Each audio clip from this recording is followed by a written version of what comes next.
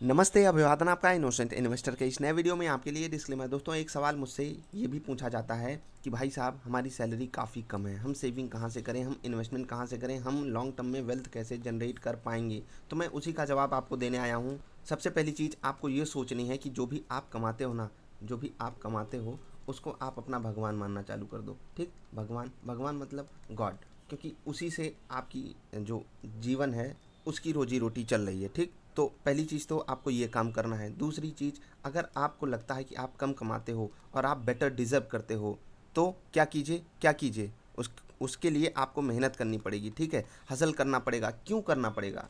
क्योंकि ये आपने महसूस किया कि आपके पास जो आपकी इनकम है वो कम है, और ये 99% लोगों के बारे में है कि उनको अपनी इनकम कम लगती है। इसीलिए हम आप सबको लगातार मेहनत करती रहनी चाहिए। हमारे पूर्वजों ने भी यही कहा है। तो ठीक, किसी को भी ऐसा फील नहीं होता कि उनकी जो सैलरी है, जो उनकी जो इनकम है वो कम नहीं है। ठीक है, आप भी उसी कैटेगरी में आते हो, हम भी उसी कैटेगरी में आते हैं, हमारे आसपास जितने लोग घूम टहल रहे हैं सब उसी कैटेगरी में आते हैं। हमको बस बाहर से दिख जाएगा, यार ये तो इतना कमाता है, यार ये तो इतना कमाता है, लेकिन अंदर ही अंदर वो भी हम आपके जैसे ही घुट रहा है, हम आपके जैसे ही सोच रहा है कि काश मेरी थोड़ी सी ज़्यादा होती, 10% ज़्यादा होती, 20% ज़्यादा होती। ठीक, ये तो हो गई पहली बात। दूसरी चीज़, हमको अगर हसल करना है तो किस तरीके से करना है, अपने स्किल्स पे हसल करना है, मतलब कि मेहनत करनी है, फोकस करना है किस तरीके से हम उनको इम्प्रूव कर सकते हैं, तभी जाकर हमारी इनकम बढ़ेगी। अब हम आते हैं इन्वेस्टमेंट फैक्टर पे कि हमको इन्वेस्टमेंट चालू करनी चाहिए या नहीं। ठीक, मैं हमेशा जब भी अपने आसपास लड़कों से मिलता हूँ, खासकर जो नई नई जॉब चालू किए हैं, 24 साल, 26 साल, 28 साल, 30 साल,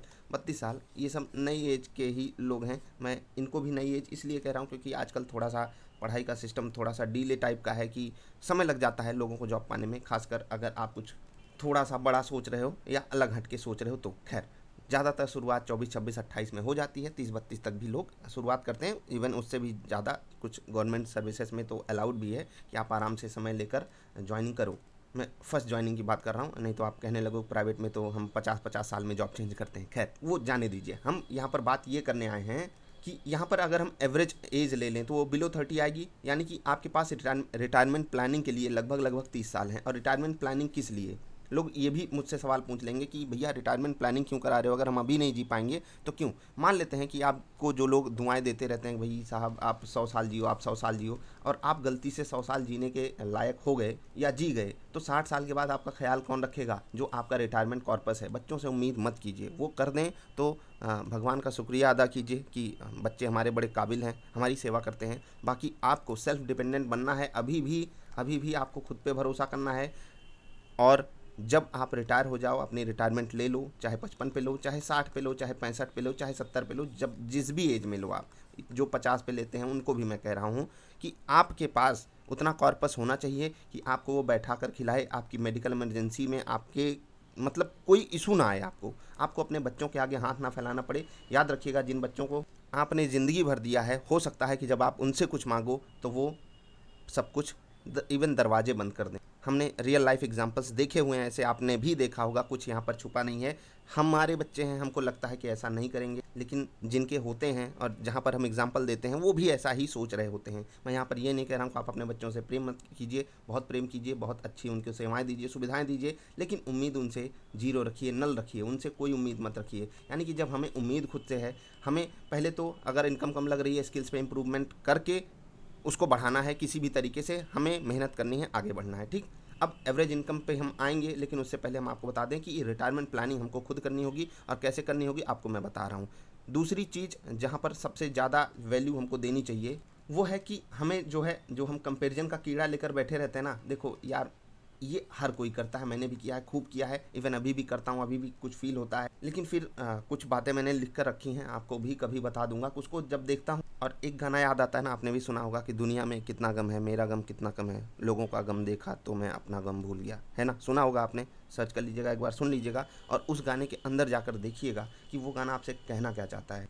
वो इस चक्कर में मत जाइएगा कि लड़की छोड़ के भाग गई, लड़का परेशान है, लड़का छोड़ के भाग गया, लड़की परेशान है। आप उस केस में देखिएगा जहाँ पर रियल लाइफ में लोगों के पास कितनी प्रॉब्लम्स है और आपके पास उनसे कितनी कम प्रॉब्लम्स है। ठीक है, तो कंपैरिजन पे फोकस मत कीजिए। अब इंडिया की एवरेज सैलरी, एवरेज इनकम, अगर अभी रिसेंटली आपने न्यूज़ पढ़ी हो तो बांग्लादेश से भी कम हो गई है। खैर, वो अलग सिनारियो हम कभी और डिस्कस कर लेंगे, लेकिन अगर आप करंट डॉलर के प्राइजेस में देखोगे तो अप्रॉक्सीमेटली 12,000, ठीक है, 12,000 ये एवरेज इंडियन सैलरी है, ठीक, एवरेज इंडियन इनकम हमें इसको कह सकते हैं, सैलरी नहीं, ठीक। अगर हम यहाँ पर टॉप 5% को हटा दें तो ये डेटा बहुत ड्रास्टिकली कम होगा, इवन बिलो 5,000 भी ये जा सकता है। अगर हम यहाँ पर 10% टॉप के हटा दें, टॉप के 10% लोगों को आप हटा दीजिए, तो भारत की एवरेज इनकम कहाँ जा रही है, बिलो 5,000 पर मंथ।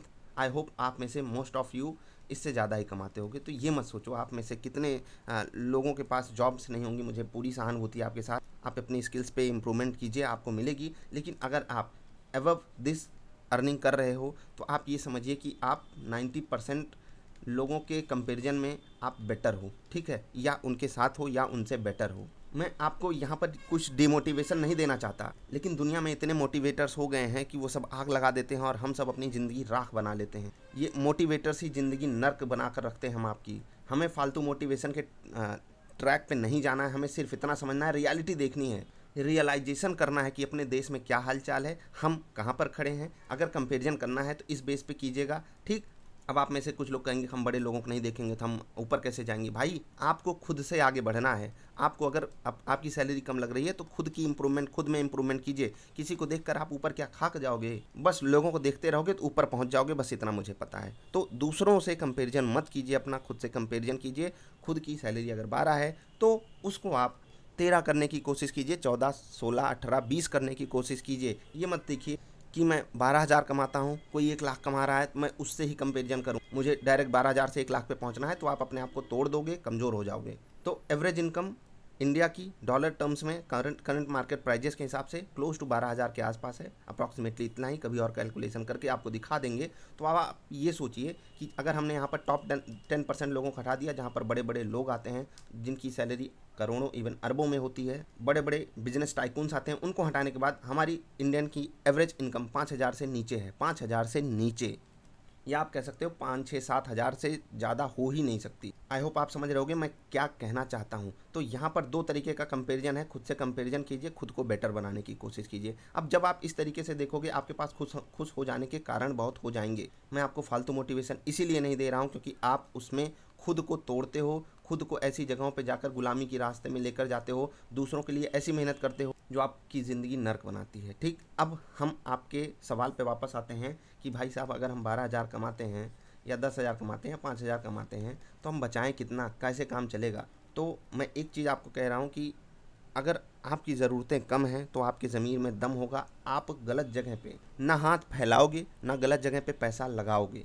वो आपको दिमाग लगाना है। अगर आपकी इनकम कम है, कम से कम आपके पास दिमाग इतना होना चाहिए कि आप उसका सदुपयोग कर लो, ठीक। अब हम थोड़ा सा आगे बढ़ेंगे, पर्सनल फाइनेंस पे कितना पैसा कहाँ खर्च करना चाहिए वो हम कभी और डिस्कशन में लाएंगे। लेकिन एक रूल आपने देखा होगा, बहुत से लोग आपको बताते रहते हैं, एक रूल भी बहुत बड़े लेवल पे ये चलता है कि 20% हमारी सेविंग्स कहाँ जानी चाहिए, कहाँ जानी 20% हमारी जो हमारे पास जो फंड है वो इन्वेस्टमेंट में जाना चाहिए, ठीक है। इन्वेस्टमेंट में जाना चाहिए या फिर कम से कम इन्वेस्टमेंट प्लस सेविंग यहाँ पर होनी चाहिए। दोनों में अंतर होता है, ये मैंने आपको कई बार बताया हुआ है अगर आप हमसे जुड़े होगे। बाकी मैं आपसे कहता हूँ कि चलिए 20% में से 10% आप इन्वेस्टमेंट करते हो, 10% आप सेविंग करते हो, 80% आप अपने खर्चे को हैंडल करते हो, ठीक है। किस तरीके से हैंडल करना है वो आप अपने हिसाब से डिसाइड कीजिए।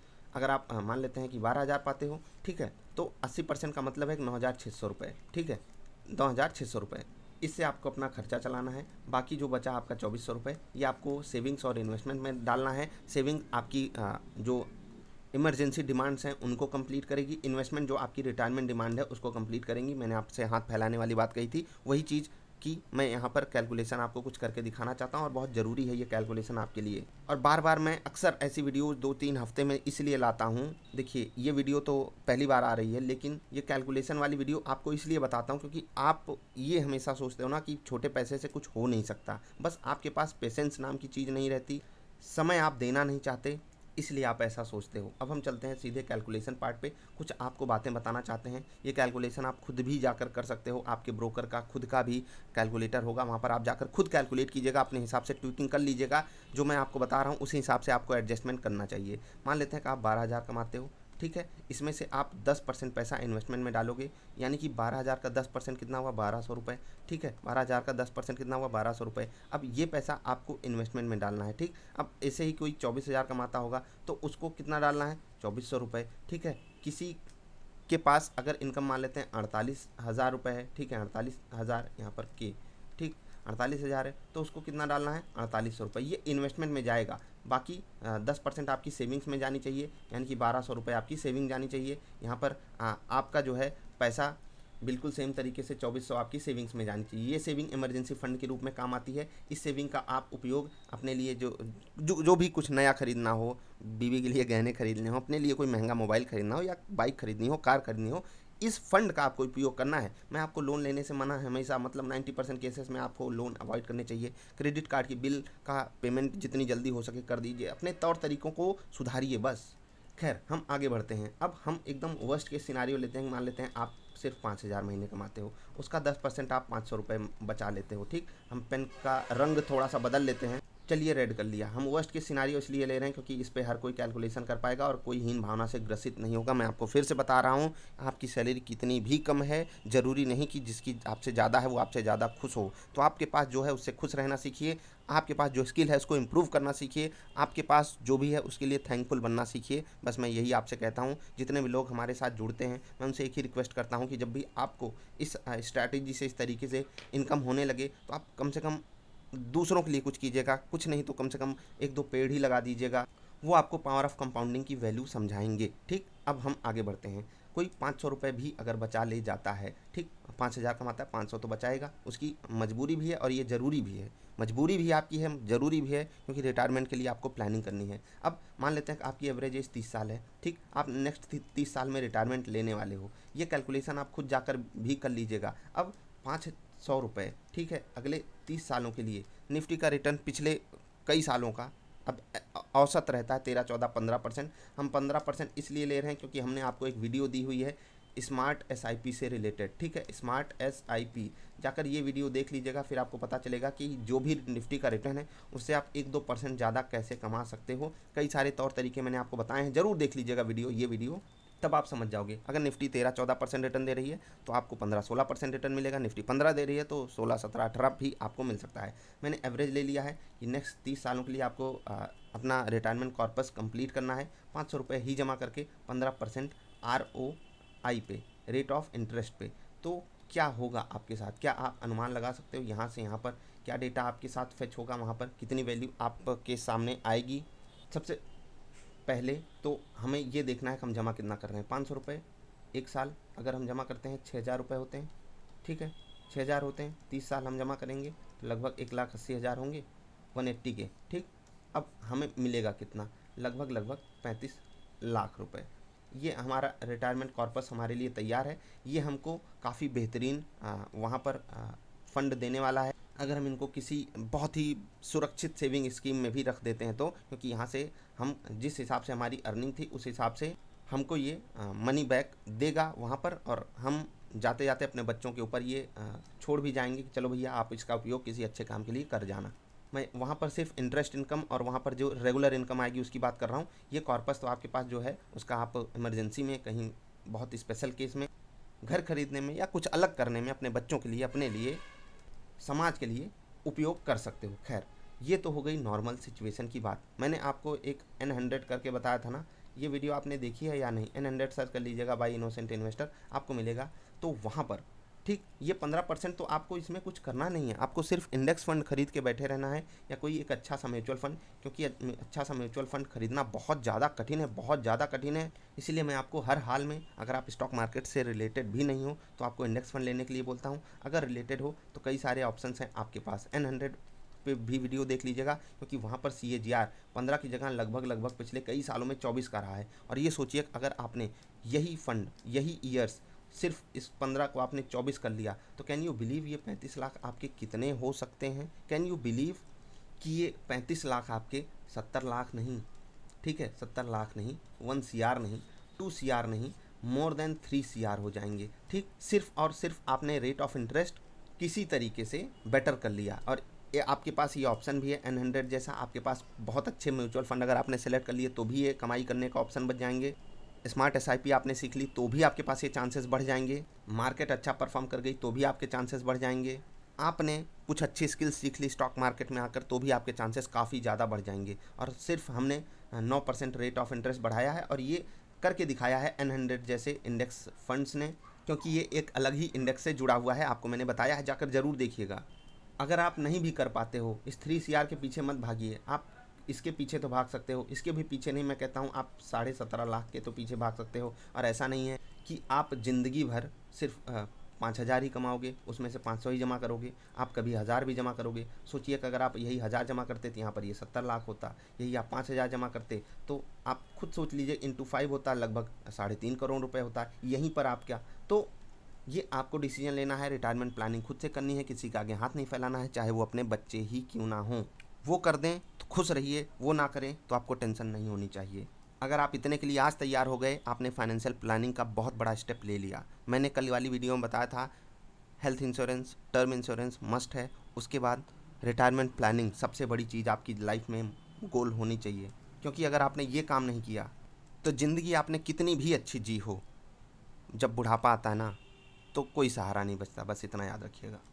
मुझे बुढ़ापे का कोई एक्सपीरियंस अभी नहीं है, लेकिन मैंने लोगों को देखा है, लोगों को, अपने बच्चों को ही कोसते देखा है, और अपने बच्चों को ही, अपने माँ बाप को गाली देते देखा है, मारते पीटते देखा है, उनको एक एक रुपए के लिए तरसाते देखा है, जिनको उन्होंने अच्छे खासे स्कूल में अच्छे खासे जगहों पे पढ़ाई कराई है। तो इससे बचने के लिए हमारे पास क्या बेस्ट तरीका है कि अभी सुरक्षित रहने के लिए टर्म इंश्योरेंस, हेल्थ इंश्योरेंस रहे, रिटायरमेंट में सुरक्षित रहने के लिए और समाज में एक इज्जतदार नागरिक बनकर रहने के लिए रिटायरमेंट प्लानिंग ज़रूरी है। मैंने आपको तरीके बता दिए किस तरीके से चीज़ें काम करती हैं। बाकी चीज़ों के लिए आप वीडियोज़ अवेलेबल हैं चैनल पे, ज़रूर जाकर देखिएगा, फ्री ऑफ कॉस्ट। ज़रूर सीखिए, अपने आसपास भी फाइनेंशियल लिटरेसी को बढ़ावा दीजिए। खासकर अगर आपकी एज बिलो 40 है, बिलो 35, बिलो 30, बिलो 25 है, तब तो ये आपके लिए बहुत ज़रूरी चीज़ है। क्योंकि इससे आप अपनी स्किल भी इम्प्रूव करोगे, अपने तौर तरीक़ों को बदलोगे, और मोस्ट इम्पॉर्टेंट दूसरों की मदद कर पाओगे। अभी हम आपसे अलविदा ले रहे हैं। वीडियो पसंद आए लाइक कर देना, नए नए आए हो तो अच्छी लगी वीडियो जुड़ भी जाना। मिलेंगे फिर से, नमस्कार।